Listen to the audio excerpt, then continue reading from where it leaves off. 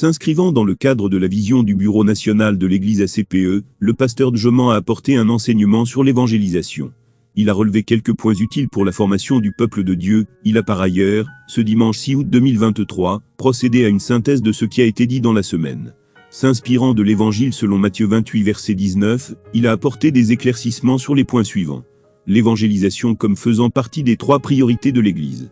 Il a relevé, par la suite, la pluralité des méthodes à adopter pour véhiculer le message de Jésus-Christ, tout en présentant l'évangéliste comme le messager. De plus, rien que l'évangile, comme message fondamental à apporter au monde entier. Qui que nous sommes, quoi que nous fassions, ou que nous soyons. Bien-aimés de Dieu, très chers internautes, nous devons annoncer l'évangile, avec zèle et sans relâche.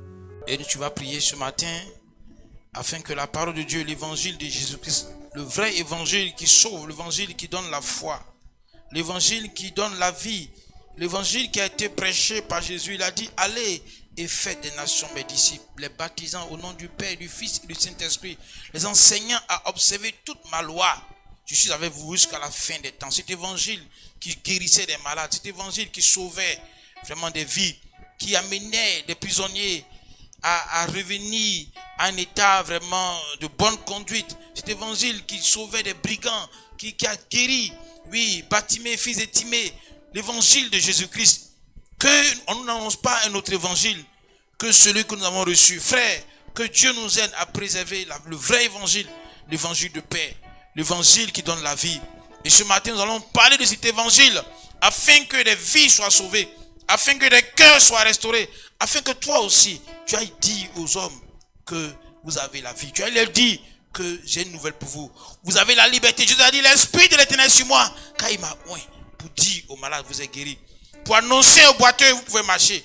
Pour dire aux sourds, vous pouvez entendre. Pour dire aux prisonniers, vous êtes libres. Pour dire aux captifs, vous avez la liberté. L'Esprit de Dieu ce matin est là pour nous fortifier. On peut acclamer l'Esprit de Dieu, acclamer la puissance du Saint-Esprit. Oh, merci Seigneur. Qu'est-ce que l'évangile de Jésus? Cet évangile de Jésus, il est simple, mais il est puissant. L'évangélisation, ce n'est pas d'aller critiquer quelqu'un dans la rue. L'évangélisation, ce n'est pas d'aller défier des pasteurs.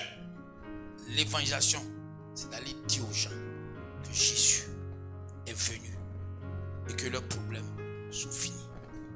Quand on dit évangélisation, ça consiste à aller proclamer, annoncer la bonne nouvelle. Matthieu chapitre 28, à partir du verset 18. On dit, Jésus s'étant approché leur, parlant ainsi. Tout pouvoir m'a été donné dans le ciel et sur la terre. Verset 19, il dit, allez, faites de toutes les nations. Allez, faites de toutes les nations des disciples. Les baptisant au nom du Père, du Fils et du Saint-Esprit. Et enseignez-leur à observer tout ce que je vous ai prescrit. Et voici, je suis avec vous tous les jours jusqu'à la fin du monde. C'est ça. L'évangélisation, c'est la méthode. Quand on dit évangéliser, c'est d'aller. Allez, va. Tu comprends français? Va. Tu comprends pas français? Va. Tu marches? Va. Tu marches pas? Va. On dit d'aller. Peu importe comment tu vas aller, mais il faut aller. L'évangélisation, c'est la première priorité de l'église. Dans l'église, il y a 3 grandes priorités. La première priorité, c'est l'évangélisation. Une église qui n'évangélise pas, fermons nos portefeuilles, allons à la maison. Ça ne sert à rien. L'existence de l'église, c'est pour annoncer l'évangile. Et tout chrétien doit évangéliser. Que tu sois évangéliste, que tu sois ceci, que tu sois cela, tu dois évangéliser. On n'a pas besoin d'une formation spéciale ou bien d'une notion spéciale. C'est d'aller seulement parler. Qu'est-ce que tu vas aller dire? Va dire Jésus t'aime, point trait. Va annoncer la bonne nouvelle. Donc ça, c'est la méthode. Et vous voyez souvent, d'autres vont, ils ont le micro dans leur bouche et puis ils parlent. D'autres aussi n'ont pas de micro, ils vont de maison en maison et puis ils parlent. D'autres, ils ont les moyens, ils déposent des baffes et puis ils parlent. D'autres, ils envoient une nourriture pour attraper ceux qui aiment nourriture. Quand tu veux manger, on te parle de Jésus. D'autres envoient un médicament et puis on te parle de Jésus. Donc, tout ça, c'est des méthodes d'évangélisation.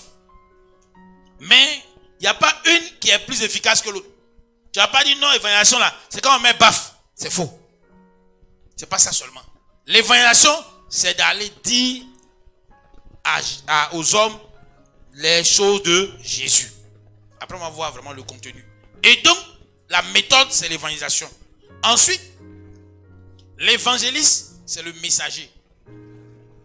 L'évangéliste, c'est celui qui annonce l'évangile. Ici, ça n'a rien à voir avec le don d'évangéliste dans Éphésiens chapitre 4.